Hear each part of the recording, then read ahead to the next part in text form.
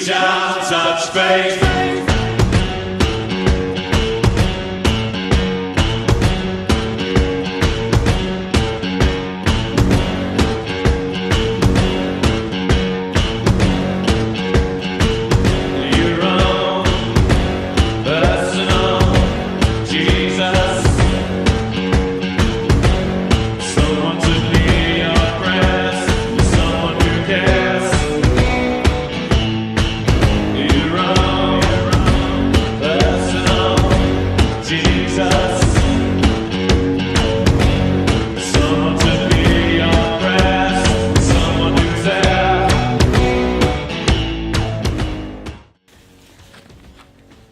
Voici au Drakensberg, la plus grande chaîne de montagne d'Afrique du Sud. On a loué une maison, on a loué 2 voitures et on est là pour 4 jours pardon. Bon, petite remise en contexte, bonjour à tous.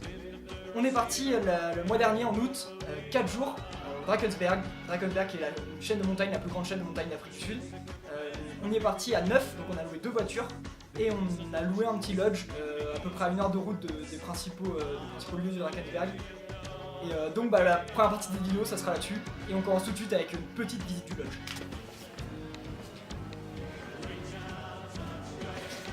Welcome home. Let's visite.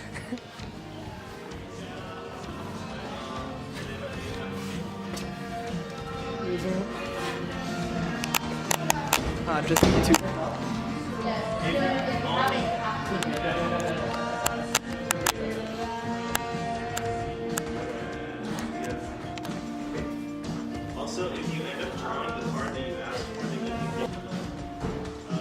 Petite cuisine avec tout ce qu'il faut.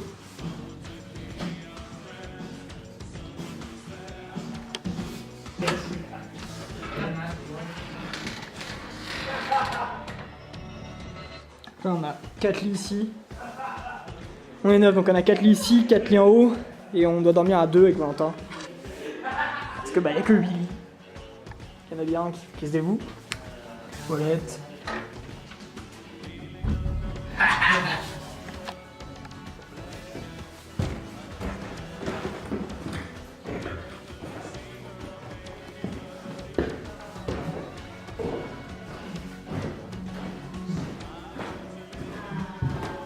Notre chambre.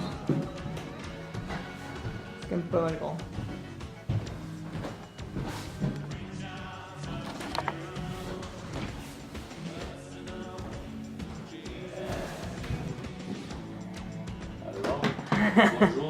Another room.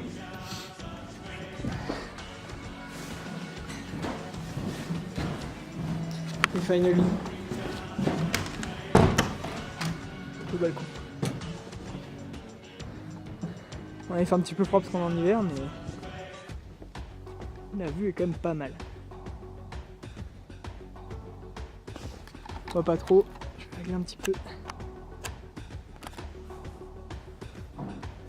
la voiture. Donc on a 2 comme ça.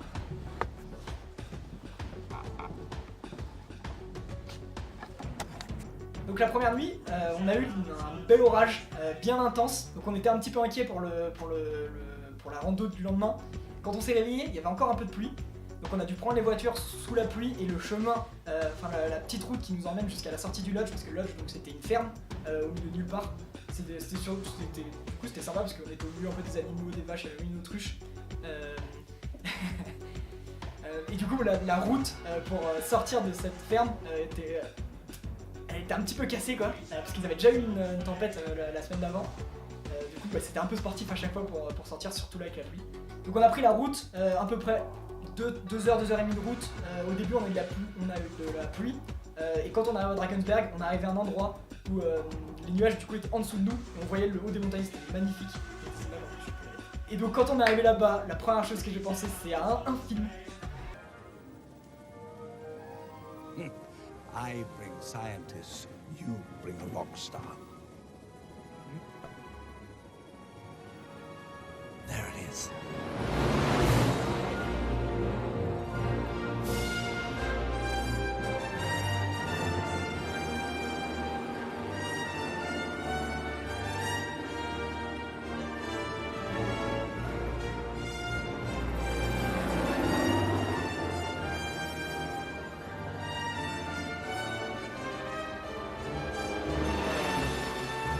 Au fait, on a une nouvelle personne au présenté qui a rejoint l'équipe avec nous.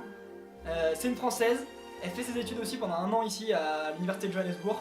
Et elle s'appelle... Salut. Alors comme Jordan vous l'a dit, je m'appelle Jade, j'ai 19 ans, bientôt 20. Je suis en 3e année à Sciences Po. Donc du coup je passe 1 an en échange à Johannesburg, aussi à l'université de Johannesburg, donc de juillet, enfin je suis arrivée en même temps que Jordan et Valentin jusqu'en juin 2019.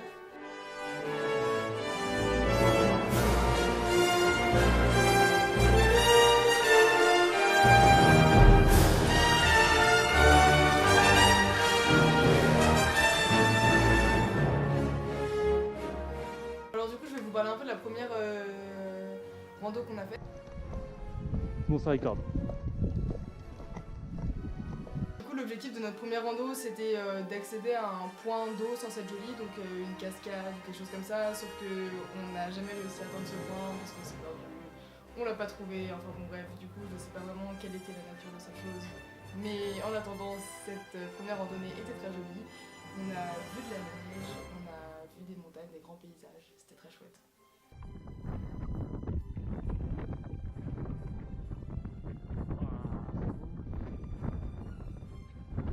Mec, t'es pas prêt.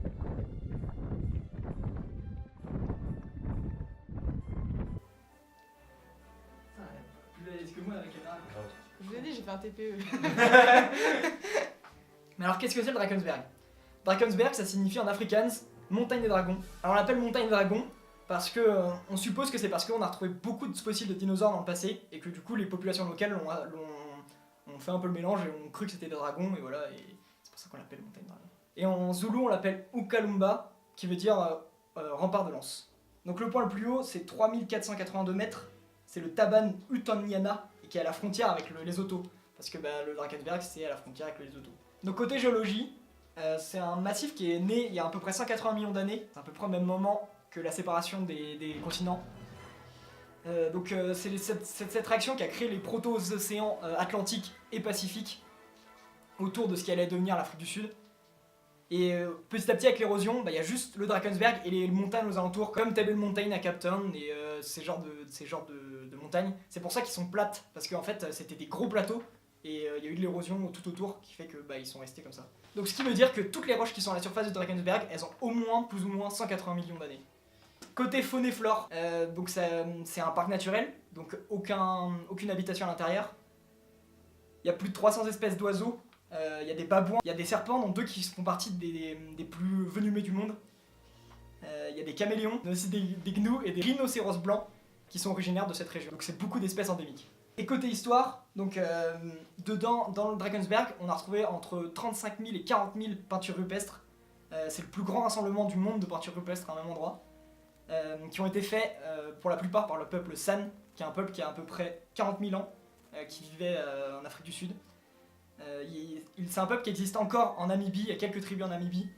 Par contre, les peintures les plus vieilles qu'on a trouvées, elles ont environ 2400 ans. Et un petit truc intéressant aussi, c'est que sur les dernières peintures qu'on a trouvées, enfin les plus jeunes, les plus récentes, il y a même l'arrivée des colons européens dessus, donc il y a des personnes avec des fusils sur des chevaux, etc. sur les peintures.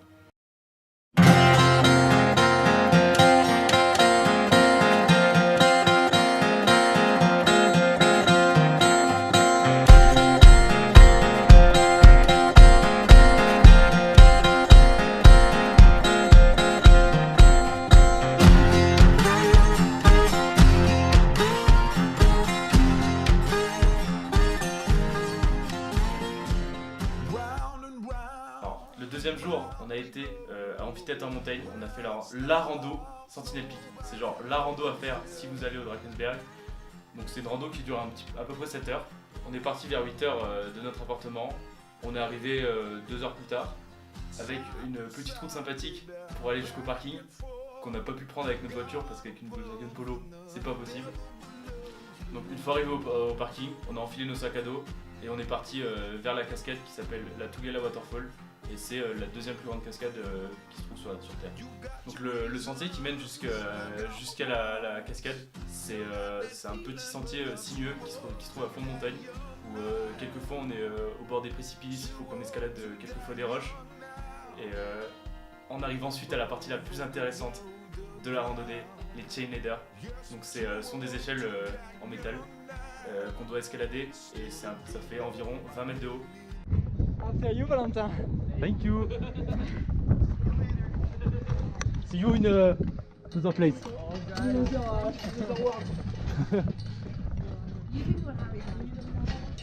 Oh, it's turning.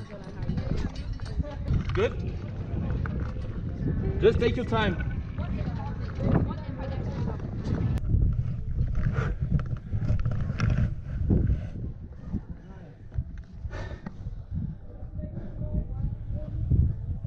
I'm alive!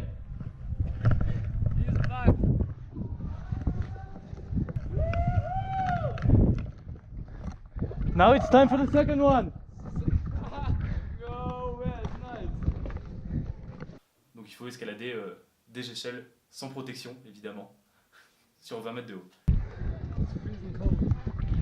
Yes, it is.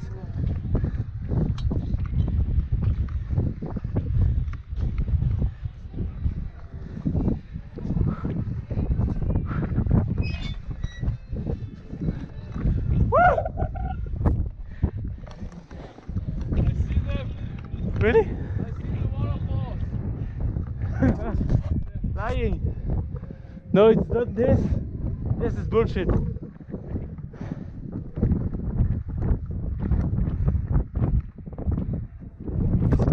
Arrivé l'heure d'escalader les échelles, tout le monde faisait le fier évidemment, genre oui ça va être simple, pas de soucis.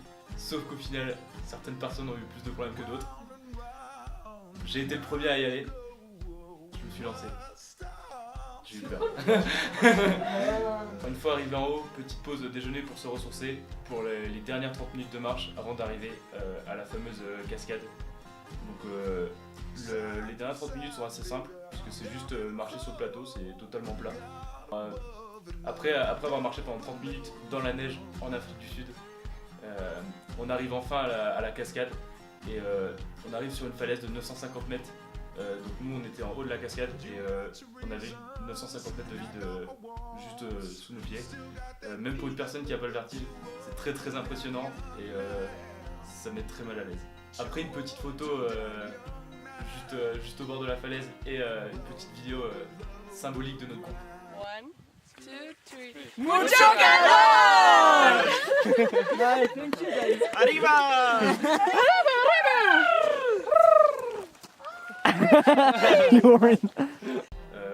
On est reparti vers la voiture. On a pris un autre chemin. En fait, il y avait deux chemins qu'on pouvait utiliser pour aller jusqu'à la cascade. Soit il y avait les échelles, soit on pouvait prendre un autre chemin qu'on pensait plus facile. Et c'est le chemin qu'on a pris au retour. Et au final, on n'aurait jamais dû prendre ce chemin parce que c'était beaucoup plus dur. C'était très dangereux. On devait descendre une montagne, un flanc de montagne sans plein de rochers, sans aucune aide. On devait faire des sauts entre les rochers. Il y avait les rochers qui roulaient sur les autres personnes, c'était horrible. Il y avait des dinosaures. Voilà. Bon, on a Jurassic Park ou pas? mais on en a sorti vivant et on n'a pas eu de blessés. Après toutes ces aventures, on retourne tranquillement à la voiture sous un magnifique coucher de soleil pour finir la randonnée dans la nuit. Bon, une fois de retour, une fois avoir repris la route, la fameuse route rocailleuse et être retourné à notre voiture, c'était la nuit et on était dans un parc naturel, du coup on en a profité pour faire quelques photos de la Voie lactée et je pense que c'est une des meilleures voies lactées qu'on verra de notre vie parce que c'est une Voie lactée sublime.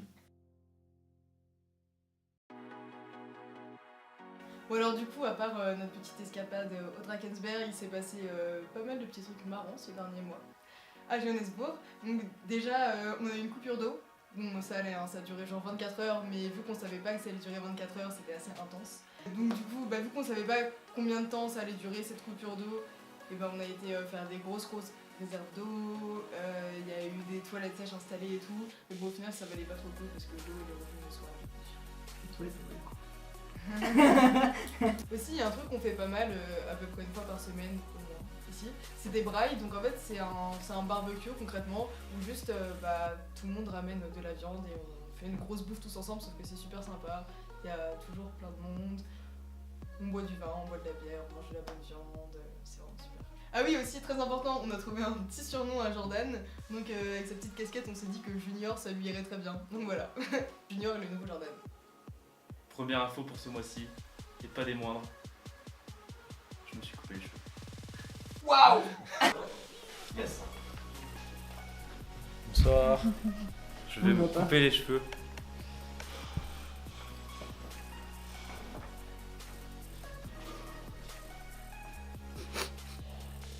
Je m'en Un fais. dernier plan sur tes cheveux. Ah. Attends, viens la lumière. C'est pas beau. Au revoir.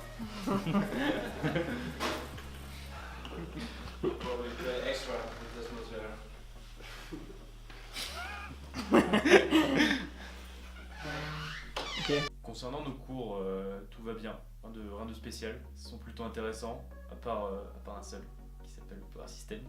C'est notre cours préféré. Et on a eu aussi nos premiers examens qui sont plutôt bien passés. C'était pas vraiment à quoi ce qu'on devait s'attendre, mais ça s'est bien passé. D'ailleurs, petit truc intéressant, dans un des laboratoires de l'université auquel on fait partie au travers de nos cours, on a rencontré des gens qui parlent français. Du coup, on table à discuter avec eux et c'est très gentil. Sinon, si vous inquiétez pour notre pénurie de fromage en Afrique du Sud, ne vous inquiétez pas, tout va bien. On a pu faire une raclette tous ensemble, où bien sûr Jade n'est pas venue, hein, parce qu'elle n'est plus française maintenant. Et pour finir, à l'heure où on tourne cette vidéo, on est le 4 septembre et on est en train de préparer tout notre prochain voyage qui sera la semaine prochaine au Kruger Park. 5 jours into the way. Waouh! Exact!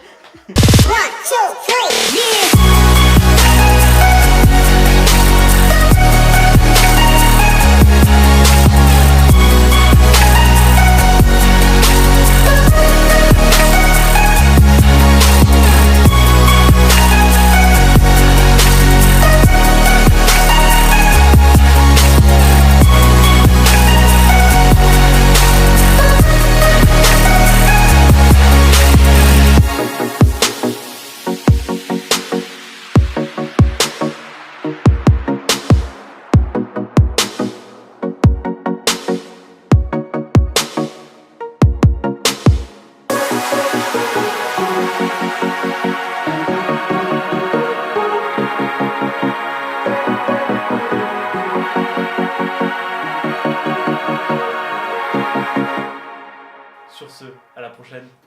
Ciao ciao.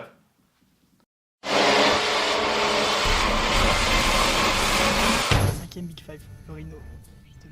Dorino, on sait pas encore si c'est des blancs ou des noirs.